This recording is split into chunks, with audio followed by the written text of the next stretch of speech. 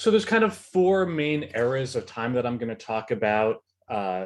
Slavery in Scarsdale, it really goes back for longer than there's been a Scarsdale, but for about a century and a quarter. Then the rural era, which I consider up to about 1900.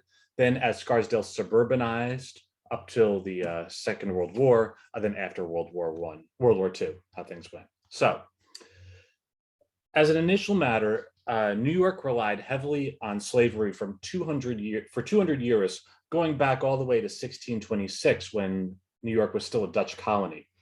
And farmers and early settlers in Westchester depended on the labor of enslaved Africans, who were 1/5 of the colonial population of New York. By 1770, there were more enslaved people living in New York than there were in Georgia. And it's said that the only reason that New York didn't develop large plantations of enslaved people like in the South was because of climate rather than humanity. So this is just kind of a etching. This is for 17th century etching showing New Amsterdam, of course, New York, enslaved people clearly on the bottom. And I've heard speculation that this is also a Black woman. But so this is, you may recognize this from the post office.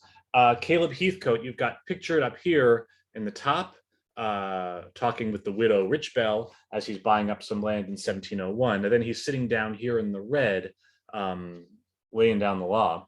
He's a wealthy merchant. He formed the Manor of Scarsdale in 1701. Now, these really aren't accurate. The top picture that this is purporting to represent, or really both of them, because he died in 1721, so he was really only around for 20 years, of which part of the time he was mayor of New York City anyway. But in 1712, there were 12 inhabitants in Scarsdale, of whom 4 were white and 8 were enslaved Black people. So 2/3 of Scarsdale's population early on was Black. So the mural is obviously highly inaccurate, and it really says more about people's attitudes about history in 1940 when it was painted than about what reality was like in 1701. So many familiar names in Scarsdale held enslaved people. And I'll give you the most, one of the most vivid examples of Thomas Haddon, who was a white man. He owned the Fox Meadow Farm, and he lived here in Wayside Cottage, which of course still exists on Post Road. He had 3 children with his white wife, but he also fathered at least 5 children with a woman he enslaved named Rose, possibly 2 more. And his will referred to them as, quote, my Negro children, and provided for their freedom and well-being after his death, including being taught to read. But of course, before you give him too much credit, that's something that he could have done while he was still alive. He didn't need to die in order to free them. But that sort of, that slavery permeated the farming community of Scarsdale back then. And this is a chart I made up of Scarsdale's population from the first census in 1790 through the 4th one in 1820. And it shows the white population that as you go through from 1790, the free Black population is less than the enslaved Black population until 1820. Now in 1827, slavery was finally phased out in New York State. And that was the first time that you can see that the free Black population is much larger than the enslaved Black population. But there were still 4 slaveholders holding on to the bitter end, enslaving 6 people, them being Caleb Tompkins, Caleb Secor, John Bonnet, and William Popham, who had 2 enslaved people. Black people at this time in the early 1800s were 1/8 of Scarsdale, living mainly on white people's land. So slavery is now illegal. We move forward into the rural era. And this is a picture of a Quaker abolitionist named Joseph Carpenter, who was born in Scarsdale and lived just across the border in New Rochelle. So while slavery was now illegal, there was still legal discrimination against Black people. For example, Black people couldn't be buried in local cemeteries.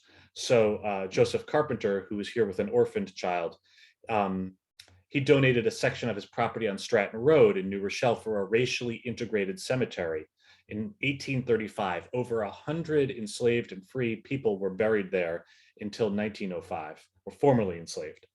And amazingly, it's still there. This is 150 Stratton Road. It looks like absolutely just unkempt from the outside. And if you go inside there, what you'll see generally is if you really kind of scrounge around, you'll see like you'll see stones in a row. These are the grave markers. They weren't, as a rule, they weren't fancy. It was a very modest cemetery, plus they're Quakers, which makes them even more modest. But they were just stones there without any writing on them. I was able to find one marker with my clippers for scale. It says HJ, but it's still there. And it's the ownership of the land is contested, but it shows some of the legacy of that era. But I'd like to move to Scarsdale, to the most important Black settlement in Scarsdale. There's a man named Robert Purdy who was born in 1823. He's said to have escaped from slavery in Louisiana and traveled up via the Underground Railroad. The Quakers in the east part of Scarsdale, of course, being a part of the Underground Railroad. So he comes up, he settles in Quaker Ridge, he works on local farms, and he and his wife, Eleanor, ultimately had 4 daughters and 1 son. And in 1856, Robert Purdy purchases 5 acres of farmland for $277 on Saxon Woods Road. So what we have here on the left is the Horse's Head of Scarsdale. You've got the 2 school districts. There were 2 school districts in Scarsdale until the 60s, because one of them was a remnant of the Quaker community that spanned into Mamaroneck and New Rochelle. So they had their own school district. But long story short, so we've got here, hopefully my cursor isn't too small, from northwest to southeast, you've got Mamaroneck Road. Then down here, I'll move my mouse a lot, this is Saxon Woods Road. So it's right on the way to White Plains. There, he raised livestock, he grew a variety of crops, he raised bees, he sold honey, and the land passed down through his descendants. His daughters married, more homes were built, and his family was there for over a century and a half, from rural Scarsdale through today. There's still one woman there who I visited about 3 weeks ago who still lives there in one of the houses on that little strip. And that was the toehold for the Black community, I would say probably until the 1970s or the 80s. That was where Black people were able to settle in Scarsdale. So I'll show you a few pictures of them. On the left is Sarah Purdy. She's one of the daughters, so she's a 2nd generation down. In the 1860 census, she was listed as a servant. She died in 1928. In the middle is Lydia Peterson. She was born in 1877, known as Lil. These pictures are just so striking. And on the right is Idella Peterson. She later married a man named James Pitt. There's a few names of the family members there. She died not at age 88 in 1972. So Idella saw the whole span of Scarsdale from when it was completely rural to when it was a suburb. That's kind of amazing. So the Purdy children and their descendants attended the one-room Quaker school along with the neighboring white children. If you can look at this photo, it's quite striking. It looks like about a quarter of the children, maybe a fifth of the children are Black. If you look to the lower right-hand corner, you see what appears to me to be 4 girls and a boy. And given the age, one of them could certainly have been Idella, because this is a 1890 photograph. This building is on the or would have been on the corner of Quaker Ridge Road and Weaver Street, basically in the parking lot of that farm stand, that big farm stand area. But this is where the kids went to school as part of School District 2. As we move forward into the Suburban Era, what happens is the family builds 7 homes on Saxon Woods Road in the early part of the century, and these homes were occupied by various Purdy descendants. Since it was mostly daughters and they married men, the name was no longer Purdy, but it was Peterson or Johnson or Pitt, I believe Upshaw as well. So these were the homes that were built, and this is the way it looks today.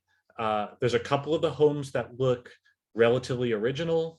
There's some that have been torn down and replaced, and then there are some that have been extensively renovated. So this is the view here is as we're going towards White Plains from Mamaroneck Road. This is on the right side of the street. Carol Peterson, who I talked to a few weeks ago, said that they used to play softball on the street. They'd go foraging for berries and things like that. It was very idyllic. Now there's too much traffic on the street to really kind of hang out there. This is a photo from 1920. The Purdy's land was still used for farming in the 1920s before Saxon Woods Park was built. So this is Edmund Peterson. He was Idela's brother. And another member of the family described, I like this picture a lot because it's some sort of farming implement, but the way they lived was, the quote was from the great-grandson was, quote, "We were hardworking people. We would work on our farm, then go off to our day jobs and return to the farm at night." And a lot of the men had various jobs. I know one was a chauffeur, one worked as an ashman for the town of Scarsdale, and the women did domestic work, often in Scarsdale homes. And as time went on, the children now went to the newer Griffin Avenue School. This building still exists. It's on the grounds of the Quaker Ridge Golf Club. It's their caddy shack. But this photograph, I know it's fairly digitized, but it's a strikingly integrated school for that era, or obviously compared to Scarsdale today. It's really, really something. So this would have been where the grandkids went to school until Quaker Ridge School was built, and then the middle school was built.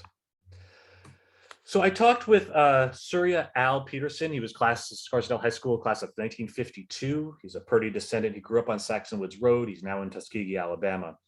He described life on Saxon Woods Road, that it held on to a rural nature more than the rest of Scarsdale. He said life was wonderful. It was a hardworking, close-knit, self-sufficient group. He said they had fruit trees from which they raised wine. They had wine and preserves. They had potatoes and onions that they grew and stored under the house.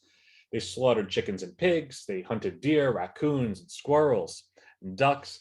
And interestingly, many of the men became excellent, excellent golfers, because after the golf club would close for the evening in the summer, they would just hop over the wall and go play.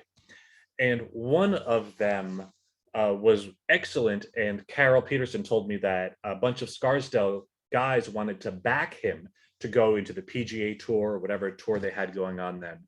But he didn't have the tough personality, knowing the abuse that was going to come from competing against white golfers. He didn't have it in him to put himself out there to be insulted like that and discriminated against. So he stayed an amateur. Here's Surya's parents in front of this was a barn on Saxon Woods Road. Alfred Peterson and Josephine Baker. He was a chauffeur. She was a domestic worker.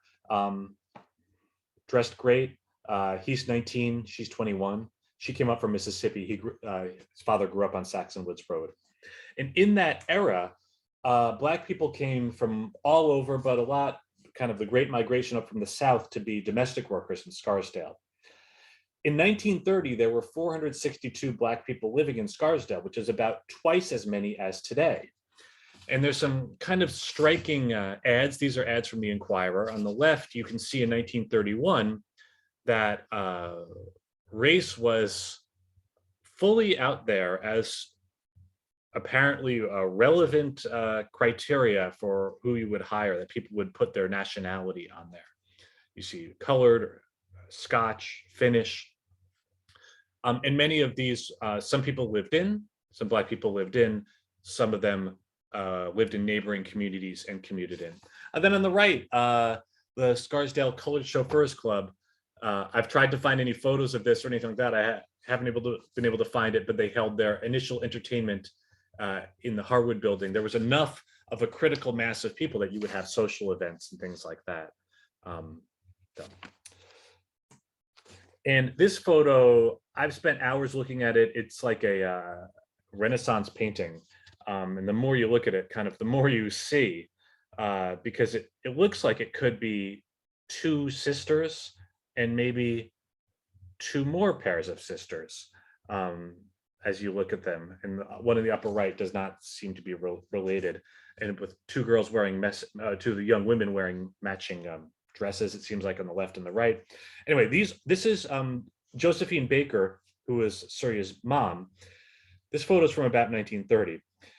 She and her friends or colleagues would meet once a week on Sunday at her in-laws' house in Saxon Woods Road. It was common then, it was reported in the Inquirer, that loneliness was an issue among Black servants at the time, and the main social outlets at the time were church.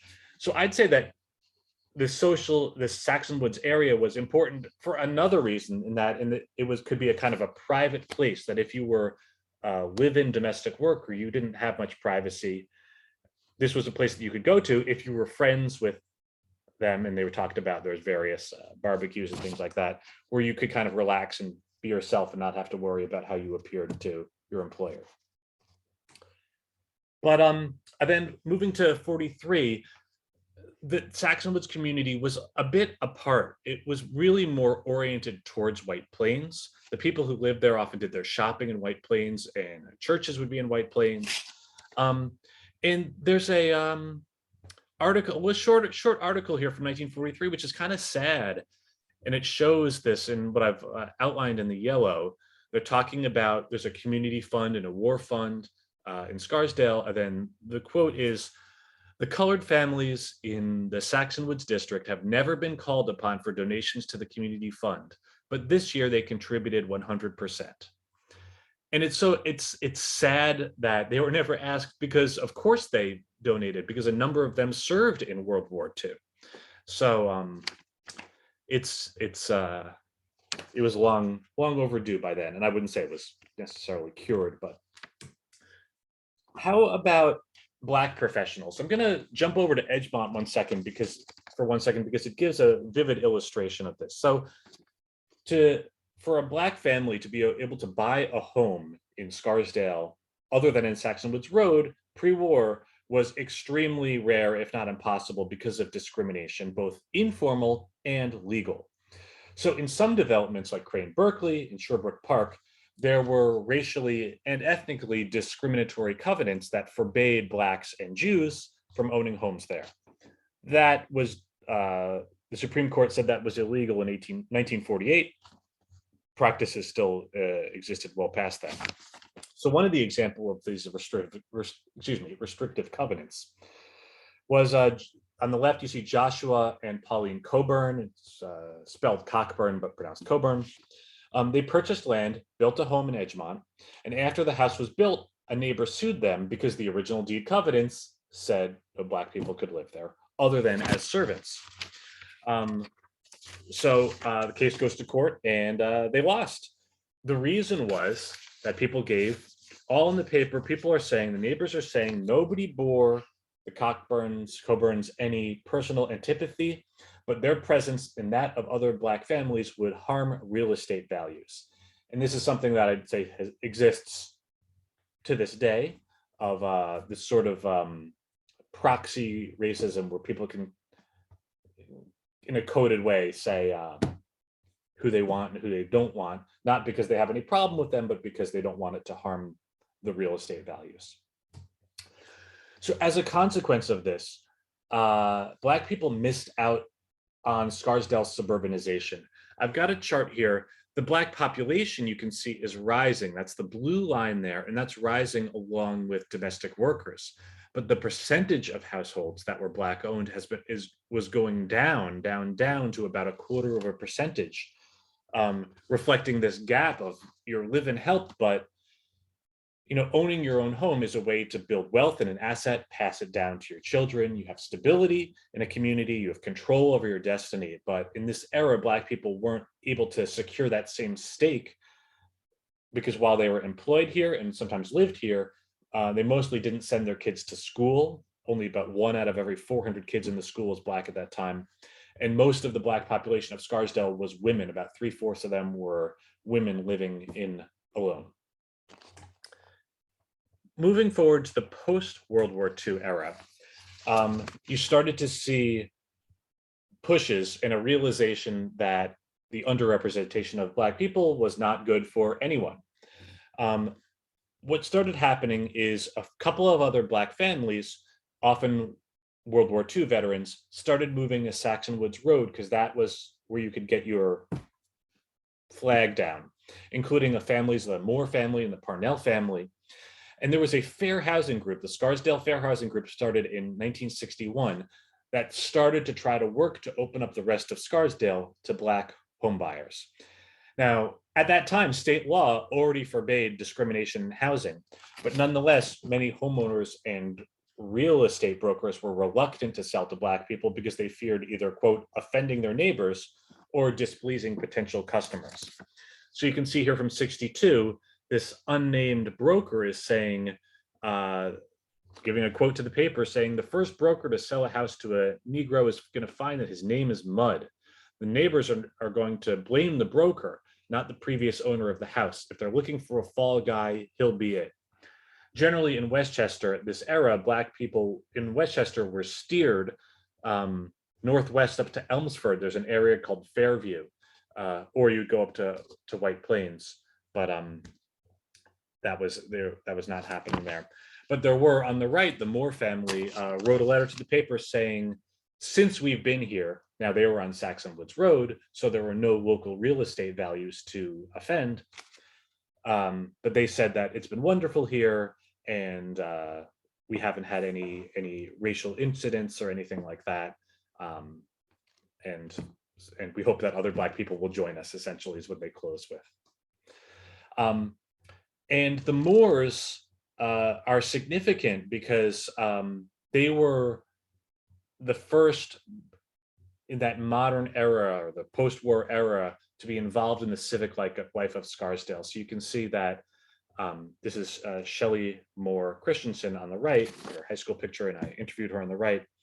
Her mom was appointed to a town, the first Black person appointed to an official village committee, and her dad was the first Black person admitted to the town club, which at that point was an exclusive organization, didn't even have women in it.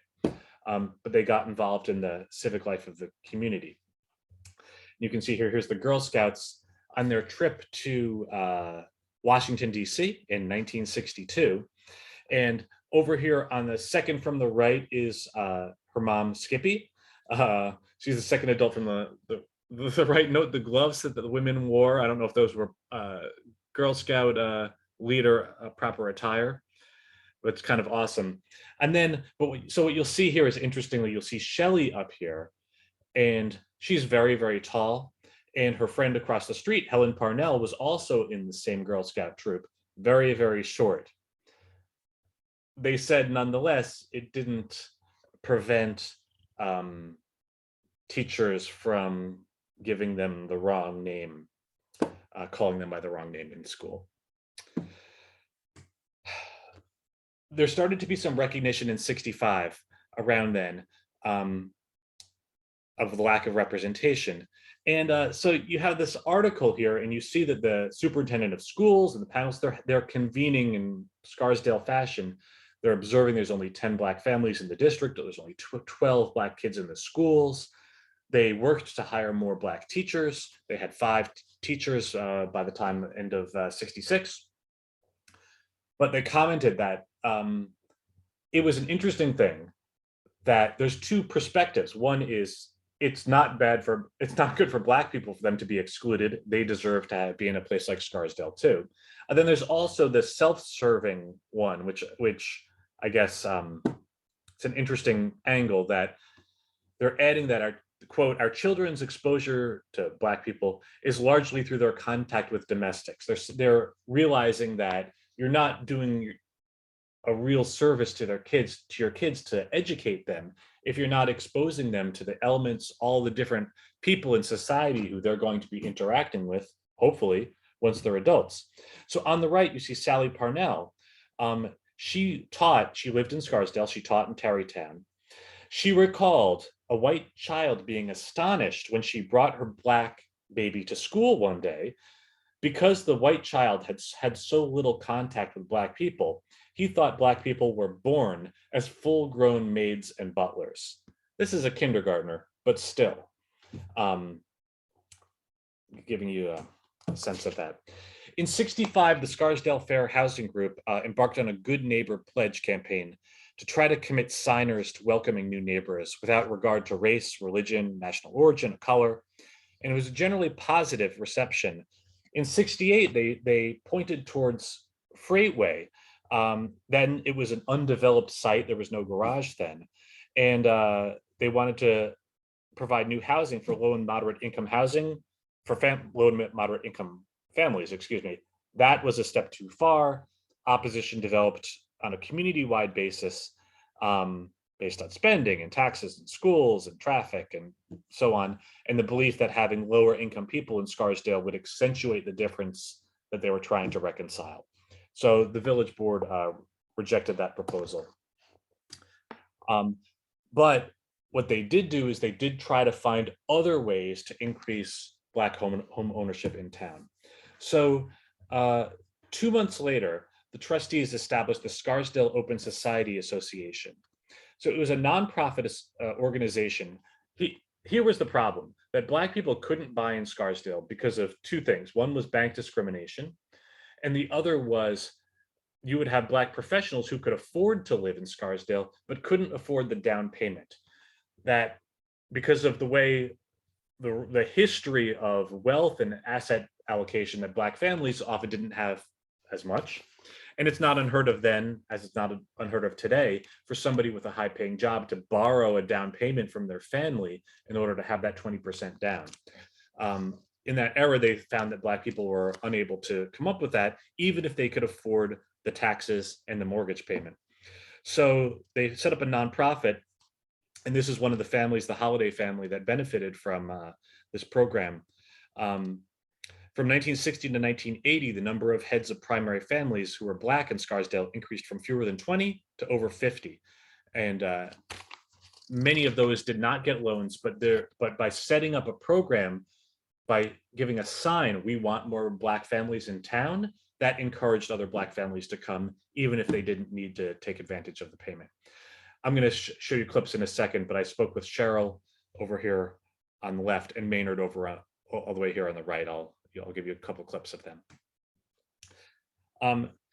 Then what you have is in the schools, they started to talk about integrating the schools some more. Let me just do a quick time check. I'm gonna just, okay, I'll just keep on moving through this. They set up the STEP program for enable Black children from segregated schools in the South to finish their high school in Scarsdale, living with local families. There were as many as 12 STEP students at a time in 1971. Program continues today with a lower amount. I'm going to just call out a couple people. I'll call out Jasper Parnell. He was, you're going to hear from his son in a second. He moved into the Saxon Woods area, and he advocated for the civil rights of Black people in Scarsdale. At that time, Saxon Wood Road had a White Plains post office address. He said that's money to have a Scarsdale address. He fought for that to be part of the community, and that area was rezoned and renumbered as part of Scarsdale. And there were also, at that point, there were a lot of Black lawn jockey statues on people's lawns, and he objected to that, and some kids from the high school volunteered, and they went out and they painted them all over, I think with the homeowner's permission. Then one interesting thing is I'm going to show you one last thing before I show you some video stuff. Hopefully there's some questions in the chat that we'll get to in a second. The Black families, this is, I don't know the year of this. We could probably figure it out, but it's probably the 70s. It could be the 80s. They had something. This was the Scarsdale Black Caucus. It was basically an informal group of the Black families in town for supporting each other. And this is, I think, a priceless historical document. It's really incredible. From all levels from very wealthy to not wealthy at all, but just people who you could talk to about life in Scarsdale, or you could turn to for support. That was really amazing. So I'm going to move, as we move into the 70s, what I'm going to do is I'm going to play you about 10 minutes of video clips. So now we're approaching people who you can actually hear from rather than hearing it from me. So you're going to hear a few people describe life in Scarsdale. And you're going to hear first from Jaretta Crabb. She's talking about her parents buying a home, the home that she grew up in Scarsdale. And you're going to hear how this is relevant in a second. But just for background, both of her parents were Black, but her mother was very light-skinned, while her father had a darker complexion. So let me share this and let me get right into that. Share that. And off we go. My father and mother looked at houses. Some of the houses my father didn't look at if the family was going to be home. This is 1969. And then so my parents looked at the house and the owners were not home. They went to contract. At contract, my father came. And that was the first time that the owners had seen my parents. And so they actually signed the contract. And then that evening, they got home and my father received a phone call from the owner of the home saying, my wife is threatening to kill herself. She is going to pull up all the plants outside the house. If you buy this house, we had no idea that you were Black and she can't do it. I'm going to give you $10,000. Think of that. The house is $40,000 in 1969, which is a lot of money now. Yeah. And I'm going to give you $10,000 to get out of this deal. Then my father said to him, I'm very sorry your wife is going to kill herself, but that is our house. Junior high school, you start being aware of, race as being something more than, it's not just, okay, different colors in the crayon box kind of thing. There's more social and political, aspects to that. What struck me the most was here we are, entering puberty, and all of a sudden this, girls are talking about boys and who's cute and who likes whom and blah, blah, blah, blah. I was excluded from those conversations. Or when I say excluded, I mean, I could be sitting at the same lunch table while, the girls are talking, but I'm not really being, I'm sort of like being ignored in the conversation. Yeah. That wasn't something, Yeah. And so that was interesting to me. I mean, this was, it was never, said that, Shelley, you can't like white boys, or white boys aren't supposed to like you, but it's just one of those things that you intuit. I didn't go to my prom because there was no one to invite me to my prom. When I went to high school in the 70s, and I felt like I had to work twice as hard to be known as half as good. And I think people did see me as the great student and an excellent student and an A student and all of that. But, I still don't feel like I was always seen as equal. And then there are lots of things that were said as I could write a book, but it was clear that I wasn't. And, that was like the height of also the age of affirmative action. And I watched a friend of mine who, he's a brilliant physician to this day and excellent student. And, when he got into a top school and when I did, and my brother who was basketball team, tennis team captain, A student, there was a huge amount of resentment, but resentment to the point of racism. And somebody wrote an article in the school paper my year that was really, really demeaning of minority students. And when I wrote back, there was a very condescending reply and nobody spoke up and said anything. It was just me. I was the solo voice. So it still is that feeling of you work twice as hard to prove you're half as good. But that doesn't stop us. It doesn't stop my family and many others. And that's the way it works. But yeah, there was a lot of that, as is there are a lot of wonderful people, wonderful supportive people that I encountered. I could, fill just as large a book on that. The toughest part about growing up there for being a Black guy growing up there was not coming from a lot of money, having friends that had someone that had so much, including my closest friends. Because you can't say, hey, yeah, can you take me that? No, that's just wouldn't be appropriate, nor would I have thought to do so. Because you're a Black kid, you're not supposed to ask people for help because then they think you're stupid and think you can't do it. I think that message came more from just how society was, and a little bit of like my parents, like people say, oh, if they're Black, they're getting a handout or something, even though we weren't, obviously, but right, yeah, but and you think that these other kids are moving it on their own, not realizing, okay, well, Yeah, well, Dad owns Hartford Insurance, and he's got a friend who's at E.F. Hutton, and so his son's going to get that internship at E.F. Hutton. There were those they're very good teachers, but they weren't. I don't think they were consciously unfair, but I knew that my work had to be perfect or close to perfect. My parents were very deliberate and intentional about us seeing a more diverse community. So 2 things that they did intentionally was, one, we would go to New York City to Black churches, and then summers, my parents enrolled us in the Harlem School of the Arts. The other thing they did was join this organization called Jack and Jill. And, you had to be invited. It has a reputation of being bougie.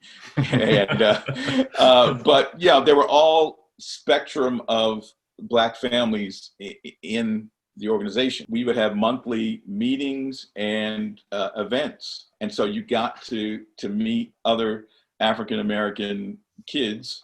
And so you had this peer group that were going to, White Plains High and Chappaqua and New Rochelle. Some of my sister's best friends, were in that group, and some of mine as well that became, lifelong friends.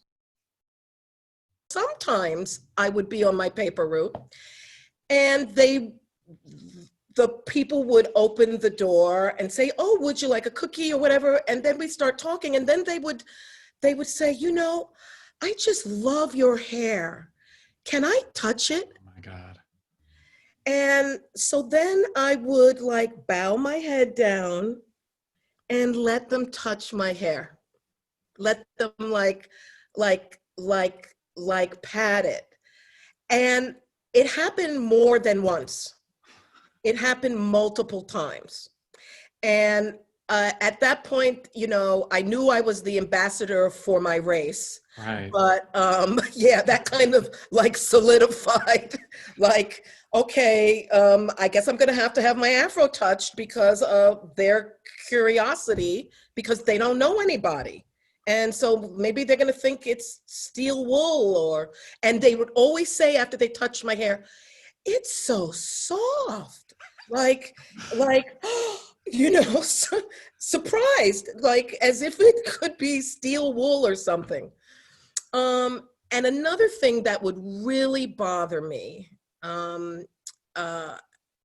is after vacation time, a lot of the kids would go on these really nice vacations, especially in the winter, go to these islands, and they'd get tan. Mm-hmm. And they'd come back, and then they'd want to run up to me and put their arm next to my arm to see how dark they were, if they were darker than me. And that happened all the time. Go to class one day, and there's a Black girl sitting in class. She's sitting right up front. And Jordan, I don't know, it all of a sudden came to me that all of the Black students, the brown students that I had at Scarsdale High School would come into class and always sit up front. In other words, once again, I get the look of they weren't hiding. They wanted me, if the one damn thing they're going to do, they're going to say, connect with me. I attribute that to their parents a great deal, because parents can sometimes tell you, or can suggest that you don't want to be invisible here. You don't want to go Ralph Ellison here. You don't want to give that shit any more, Invisible Man, any more fuel.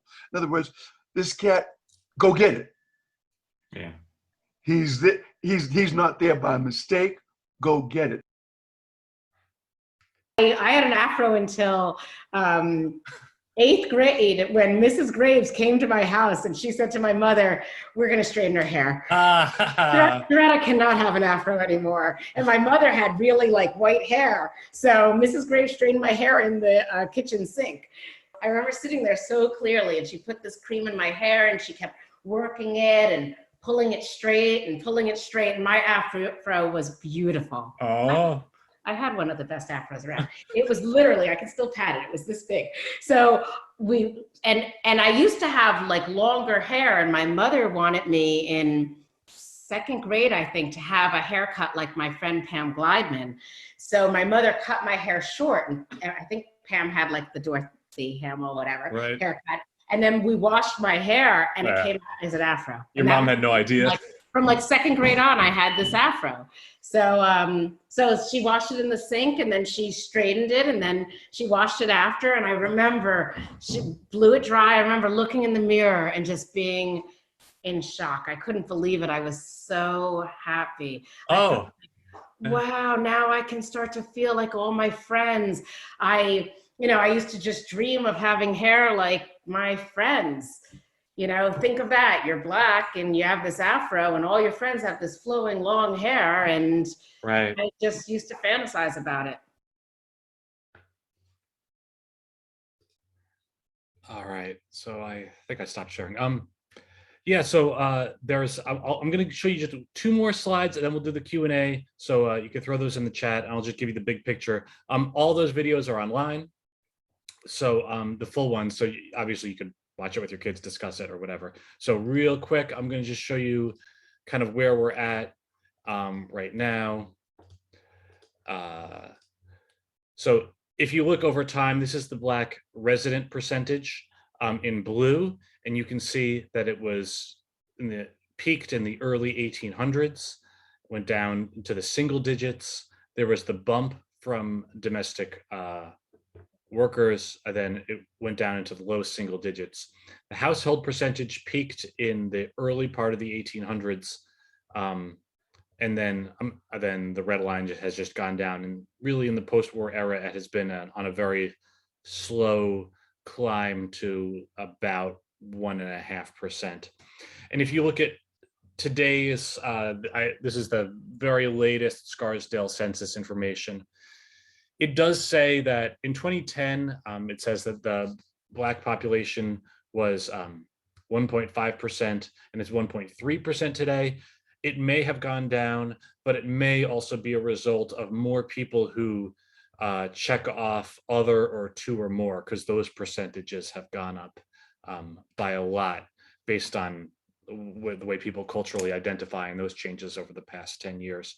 So it's not as pure information, but it's still low. Well, we could give this at the end, or I'll throw it into the chat, or I'll just copy it or something like that. But I'll just stop sharing my screen now, and we can do the Q&A if I can. I don't know if I can. I guess we'll have to answer. I'll see if Leah has any questions from the floor. Okay, I don't know. If anyone has any questions, you should see a Q&A box, and you should feel free to put them in there.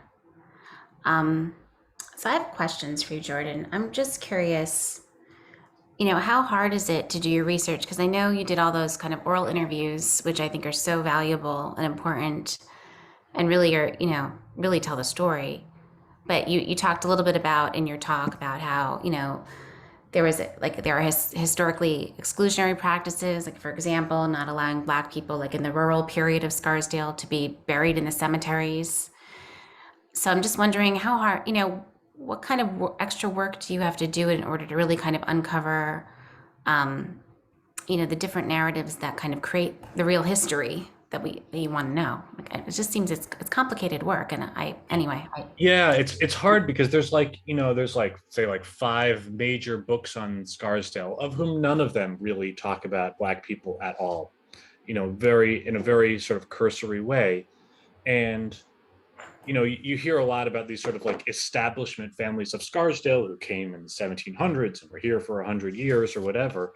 And you'll hear a lot about them, but like the Purdy family, they've been here for a century and a half. So that part was, going through a lot of newspapers and just trying to piece that out. But it's true that to get to the qualitative things, I needed those interviews. You know, and I started out doing it with a more conventional historical approach, and then I was like, well, I mean, I've got to hear from the people themselves who actually lived here, because I think that's the most interesting part of it to hear, because those are something that you're not going to find in any history book, somebody talking about something like that, unless it's a personal narrative that somebody wrote. So we do have 2 questions in the chat, and one says, do we have an understanding of how African Americans feel today about living in Scarsdale in terms of equitable treatment? And then the other question. Let me answer that one, and I'll say I don't feel like I'm qualified to answer that question. I worked up through history, and I didn't get to interviewing people who live here today, because it started to feel like a sort of a different project, like this as being historical, and maybe I could go all the way up to the present day, but I felt like it would be, maybe it was just me, I felt like it would be putting people in a little bit of an uncomfortable position to have to publicly, even though I gave people, I said to anybody who participated, you have control over what gets released and what doesn't. It puts people in an uncomfortable position of saying something like that, knowing that their neighbors might see it or something like that. Maybe I was just being overly concerned, but I can't really answer that question. But there are people in Scarsdale who can answer that question. Thank you. And what was the most surprising thing that you found in your research? That's a fun question. I don't know. I mean, it was fun to go through that cemetery. That was cool. The other angle, there's a few surprising things. One of the things has been getting into this whole idea of the Underground Railroad, that there's pretty much nothing that everybody would like to know. If they have an old home, everybody wants their house to be part of the Underground Railroad, to know that who lived there was some, on the outside, they were just like a typical person, but then they were a closet abolitionist, which generally isn't true. But the Quakers, who Quaker Ridge is named after, so the people on the very east side of Scarsdale, they were the good guys in all of this. They were involved in the Underground Railroad. The Underground Railroad was secret, so you wouldn't really hear public stuff, but we know Joseph Carpenter, whose photo I showed you. We know that he was involved. And the people who were involved in it, it seems it wasn't a surprise. You didn't have these like people who are like outwardly racist and then secretly anti-racist. He was an abolitionist. Everybody knew he was an abolitionist. So the fact that he was involved in this, so that was a surprising thing, and then I could think of anything else, but that was kind of cool. So we have another question. Is the history of Black people in Scarsdale similar to that of neighboring suburbs? So I haven't explored all of them. It's very similar to Edgemont. Edgemont didn't have the Quaker influence, and it didn't have a family like the Purdy's who kind of established a part of town. So, but it's a similar sort of thing. And then the critical thing is that, there's a difference between the rural area and the suburban area. And in a way, it feels like we've gone backwards. And there's a couple cases in Edgemont that illustrate this, that in the rural area, you could buy into a community and farm. And it wasn't until the 20s, or really ramping up in the 30s, when you started having restrictive covenants that people would essentially bind together, that suburbia was a new thing. And they would tick off the sorts of people who they thought would harm the value of the community and say, you can't live here. So there were people who had access, say in a place like Edgemont, that people who bought land who would not be able to buy land if they waited 20 years. So the suburban era has that kind of, dark part of it. So the thing with Scarsdale, though, is that Scarsdale has always had much more deliberate zoning practices and influence over what you can do with your house and what you can do with your property. And many of those have been ostensibly race neutral, but in the society that we live in have had a disproportionate effect on Black people being able to come into Scarsdale. So I would say the history of Black people in Scarsdale is in fact almost more pronounced than it is in neighboring suburbs. The people I spoke to would say that Scarsdale people face to face were always very nice, and that they didn't feel like they were going to have a cross burned on their lawn, which did happen in White Plains to a black dentist, and that sort of thing. But so I guess it was civil, but in some ways it was no less exclusionary than other suburbs that were more outwardly hostile. Thank you. So we have another question. Where did you do your research, particularly for the earlier time periods? So I used census records. You know, I'm working on a few other things right now, and because Black people, there was always like a B or a C for colored next to them, or an N. You could go through the census records and literally just go through every person who lived in town and find who. So what I would often do is I would find Black people, and then I would find maps and I would try to triangulate and figure out where they lived in town. So that was a lot of it. I'm trying to look through.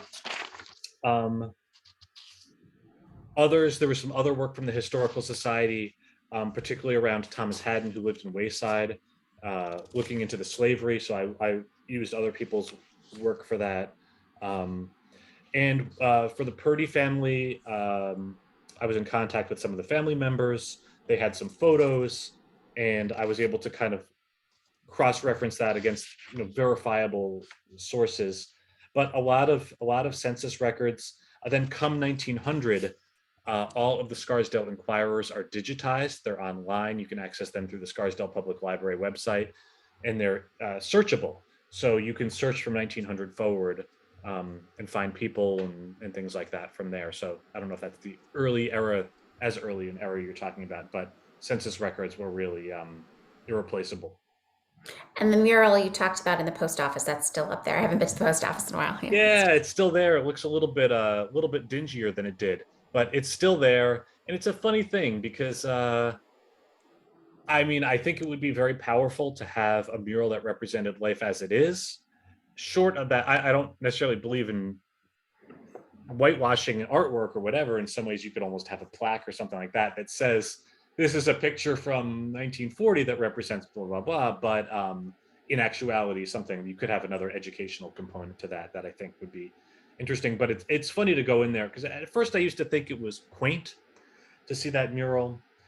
And then after some time, it started to bother me a little bit just because it really does say a lot about life in 1940, that they thought that you've got this European coming in and imposing order on this kind of wild land. And I think we have a bit of a broader view today. Yeah, it'd be an interesting project to do a new mural. But all right, I'll ask the next question.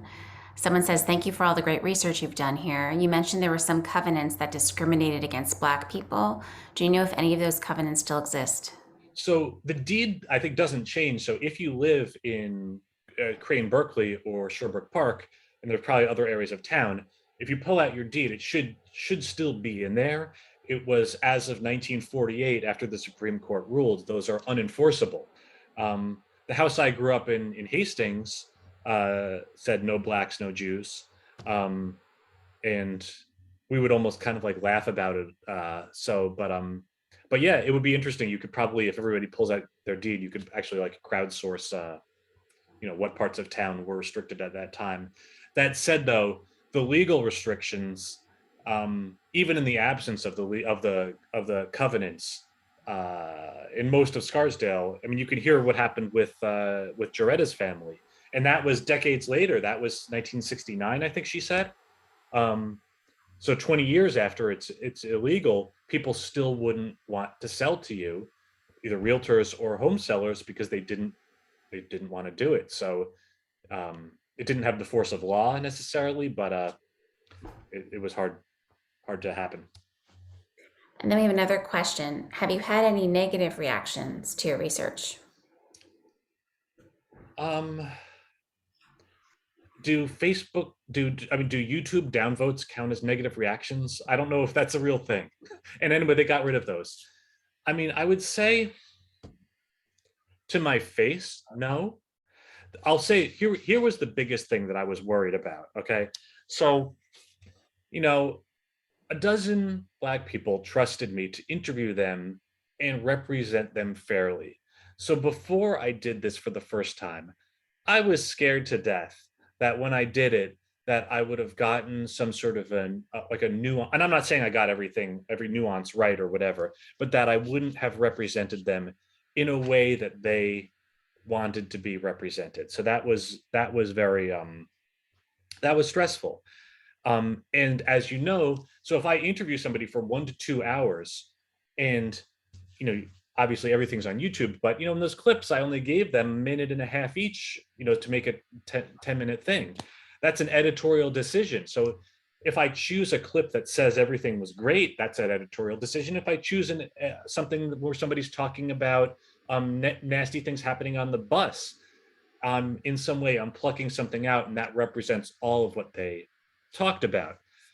So I didn't want to do that. That's why I put everything online. But I was worried. But the participants were very grateful to have shared the story, and they didn't think that I did them in a bad way.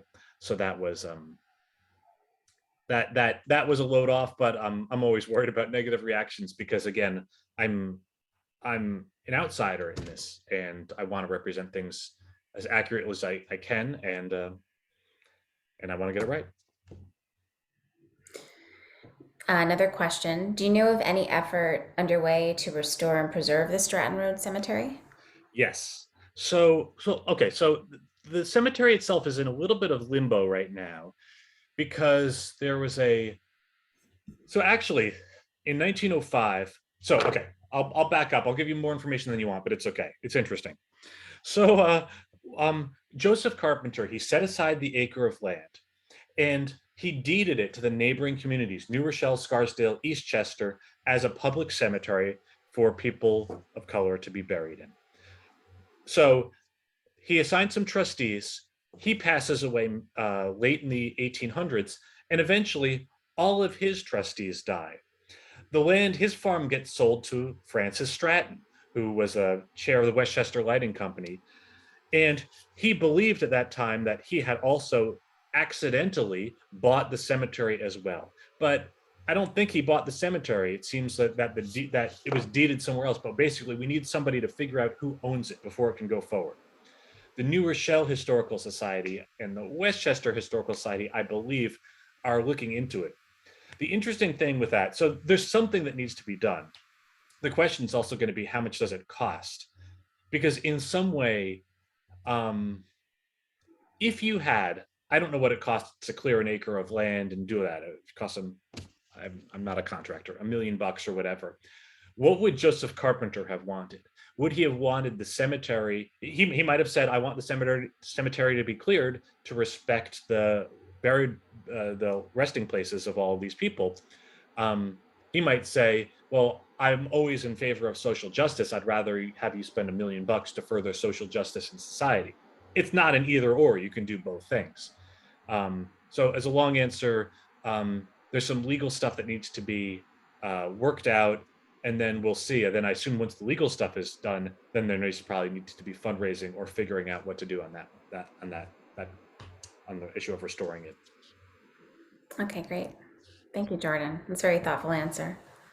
Do you think about, I know you're a historian, you're not necessarily working as an advocate, but you are in a way with sharing stories, voices, history.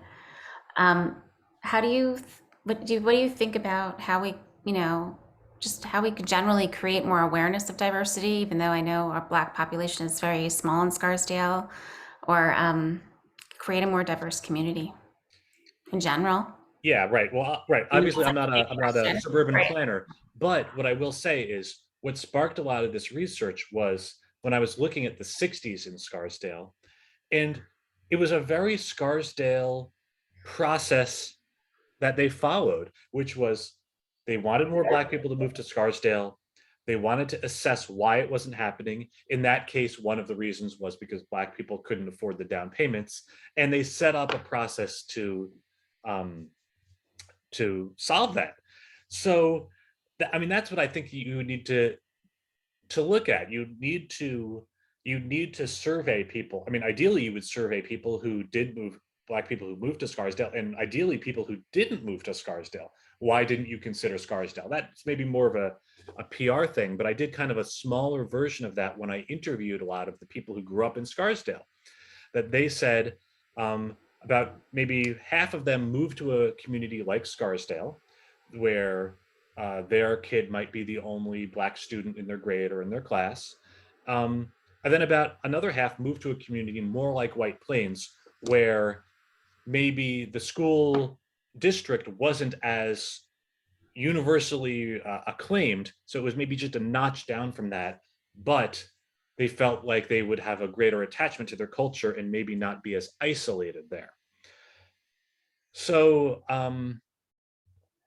I think, the process would be figure out why people didn't come here. But I think sort of general, I think there's a lot that can be done, and some of it is more in the vein of PR, and some of it is more in actual action. If there's some sort of actual action now, I don't know if that has to be lower or moderate income housing. That's beyond me, but I mean, I think there's certainly things that can be done. A lot of things that can be done. Okay, let me see if we have any more questions in the chat. One sec. Okay, thanks. We have a few more people saying thank you. I'm going to give you a ridiculous suggestion right now that everybody here can say that's ridiculous and impractical, but it is right now. We're at a very, very low point. Anybody who moves here, and they have to be willing to say, I will accept, if they're Black, that my kid's only a Black kid in the grade or the class or something like that. I don't know how you solve it, but just as a thought experiment, imagine if there was a gigantic fund. I know there isn't. And they said to all the realtors, we will triple your commission if you bring a Black family to town. I'm not going to quibble with whether mixed race, blah, blah, blah, but whatever, I guarantee it would be figured out. They would hire more Black realtors who had connections with Black people in Black communities, and they would really push. I'm not blaming realtors for this or whatever. I'm just saying, and there's a lot of reasons why that might not work, and it may not even be legal, but I just mean, I think it is solvable with the right commitment to it. And I feel like that commitment has really lulled. That since the 60s and the 70s, there was more of a commitment. And since then, it's been much more of a laissez-faire attitude of, well, if you can afford to come to Scarsdale, come to Scarsdale. And if you can't, you can't. And we're not overtly discriminating against anybody coming. And you can see, through the 60s, largely white Anglo-Saxon Protestants were replaced almost one for one by Jewish families. Then in the past 10 years, many more Asian families have come in. We're not saying you can't come in here, but we're not going out of our way to attract anybody.